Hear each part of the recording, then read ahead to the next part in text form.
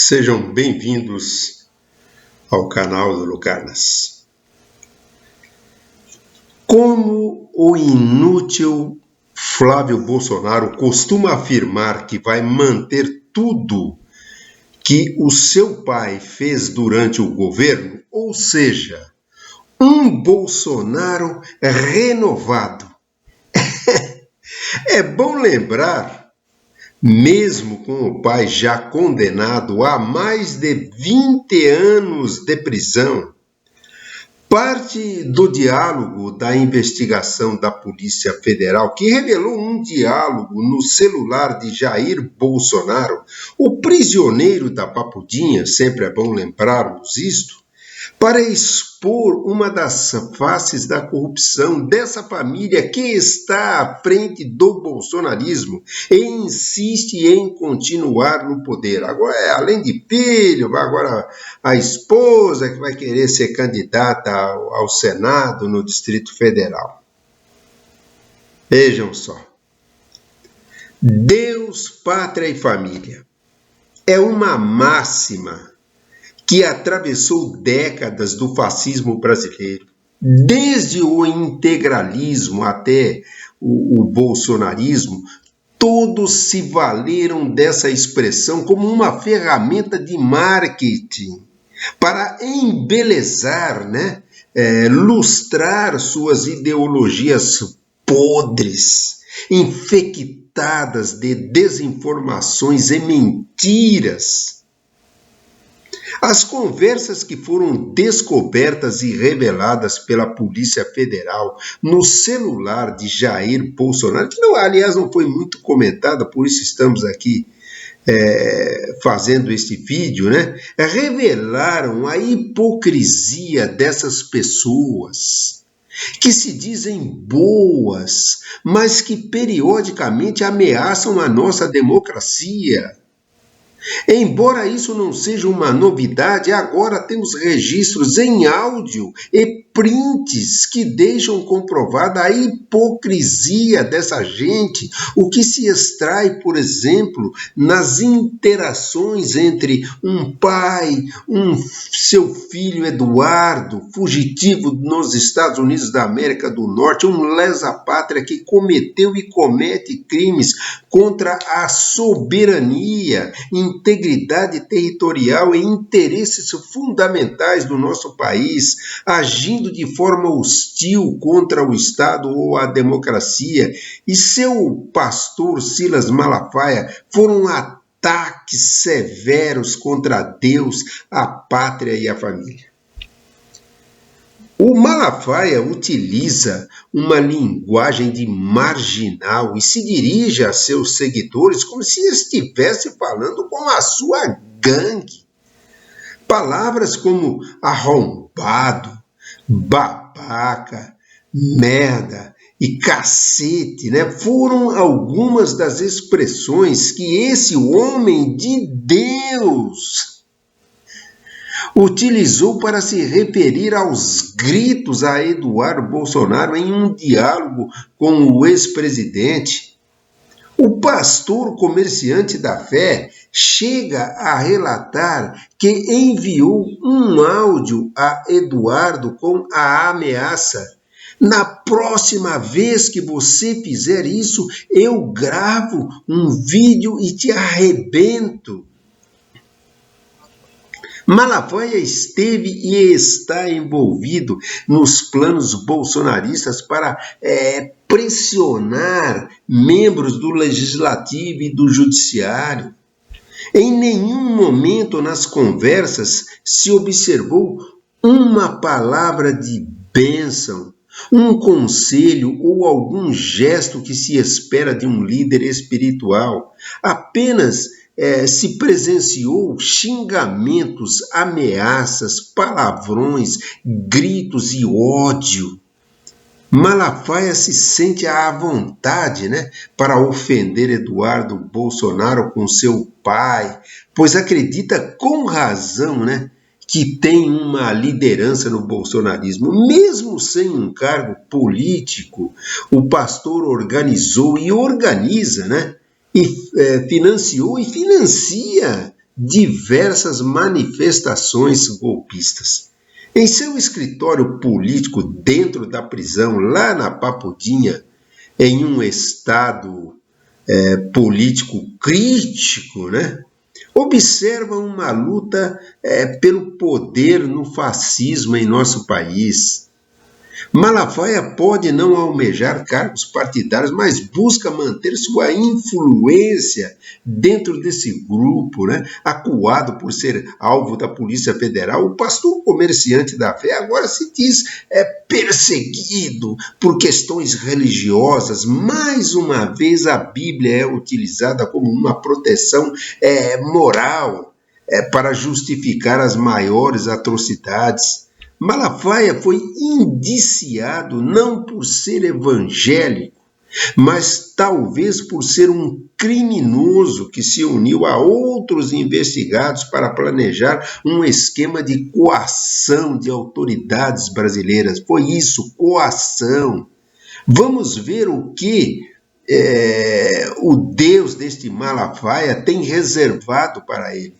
A hipocrisia patriótica dessas pessoas é equivalente à hipocrisia religiosa, né? Nos áudios ficou e fica evidente que o núcleo bolsonarista tem um único objetivo: libertar Bolsonaro da prisão por meio da pressão política e econômica de setores financeiros, tanto internos quanto externos.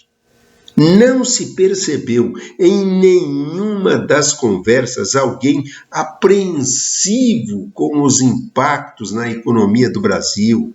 Nenhum dos nobres patriotas levantou objeção sobre a ideia de atrelar as sanções econômicas dos Estados Unidos à anistia de Bolsonaro. Isso não aconteceu. Pelo contrário, demonstraram prontidão em prejudicar o país para alcançar suas metas. E ainda continuam, né? Em nenhum momento se mostrou preocupação pelos militantes golpistas condenados em 8 de janeiro de 2023. Essa solidariedade parece existir apenas em público, né? Em conversas pelo WhatsApp, Eduardo Bolsonaro comunicou ao pai que Trump não prestaria mais ajuda naquela época, né? Se fosse aprovada a anistia leve, a light, que beneficiaria apenas as vovozinhas, né, com bíblias na mão. Então, de acordo com um relatório da Polícia Federal, a verdadeira intenção desses indivíduos investigados não seria realmente oferecer uma anistia aos condenados pelos atos golpistas do 8 de janeiro de 2023, mas sim interesses pessoais visando garantir a impunidade de Jair Bolsonaro. Não há espaço para qualquer outra interpretação. As mensagens são nítidas e objetivas. Além do desprezo por Deus e pela nação, os áudios revelam que os bolsonaros não têm respeito pela família. As conversas confirmam algo já conhecido, né? Existe uma rivalidade, um confronto político interno, né? Entre pai e filhos, e agora mulher. Os vínculos afetivos são fracos e dependem dos objetivos políticos individuais. Bolsonaro, o presidiário da Papudinha, inseriu sua família na política e montou um vasto esquema de rachadinhas. Apenas uma ex-esposa de Bolsonaro levou cunhada, primo e irmãos para se apropriar de recursos públicos. Não é necessário mencionar o inútil senador Flávio Bolsonaro, que preenchia, né, seu gabinete com parentes de milicianos e criou outro esquema de rachadinha com o tal do Queiroz, né? Então, a família Bolsonaro se uniu para desviar dinheiro público e manteve a união apenas enquanto os interesses de cada um estavam alinhados. Eles se protegem como um grupo, né, político, não como uma família. Os diálogos entre Eduardo e Jair evidenciam uma relação marcada pela falta de respeito e afeto, né? É natural que pais e filhos que colaboram juntos, né, possam discutir, mas a troca mostrada no diálogo foi de uma falta de respeito inaceitável para qualquer família, principalmente uma que defende os princípios da tradicional família brasileira. Modificando a expressão original do diálogo, que foi um palavrão atrás do outro, né? Sintetizamos para, tipo, vai se danar, né, seu ingrato do caramba. Então, escreveu Eduardo ao pai após ser chamado de imaturo por ele em uma entrevista. Em público, o deputado registra vídeos, né, se lamentando da falta que sente do pai, enquanto se encontra em um exílio fictício, né? A hipocrisia é evidente. A família Bolsonaro é um berço de tiranos.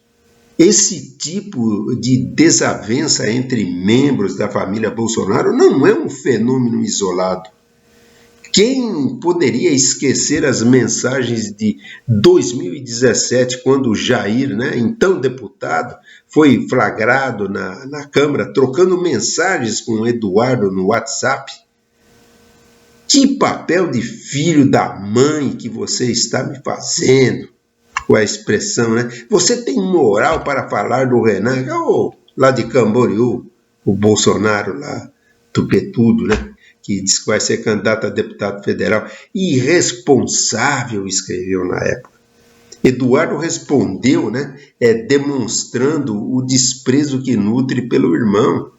Se quer me dar bronca, tudo bem, a falha foi minha. Achei que a eleição fosse só na próxima semana. Me comparar com o idiota do seu filho. Calma lá. Então, a dinâmica entre todos é carregada desse tipo de tensão, frequentemente ultrapassando os limites do respeito. O pai não mantém um bom relacionamento com os filhos também não se dão bem com a Michele aí, também vai se aventurar na política, e não possuem uma relação amistosa entre si. Falta carinho. O que existe é apenas animosidade, interesse financeiro e político, exclusivamente isso. Então essa família Bolsonaro, ela atua como um terreno fértil para tiranos, onde o autoritarismo impulsiona as interações familiares, né? Assim que morrer aí esse Jair Bolsonaro, a disputa interna pela liderança política da família promete ser intensa e violenta, hein? Uma verdadeira autofagia exposta é o que percebemos. Então, além do desprezo por Deus, pela nação e pela própria família, as conversas obtidas no telefone do Bolsonaro corroboram totalmente as suspeitas levantadas pela Polícia Federal. Está mais do que evidente que o núcleo bolsonarista tomou medidas para pressionar o sistema judicial e garantir uma anistia exclusivamente para Bolsonaro, que estão querendo fazer agora aí no Congresso Nacional, né?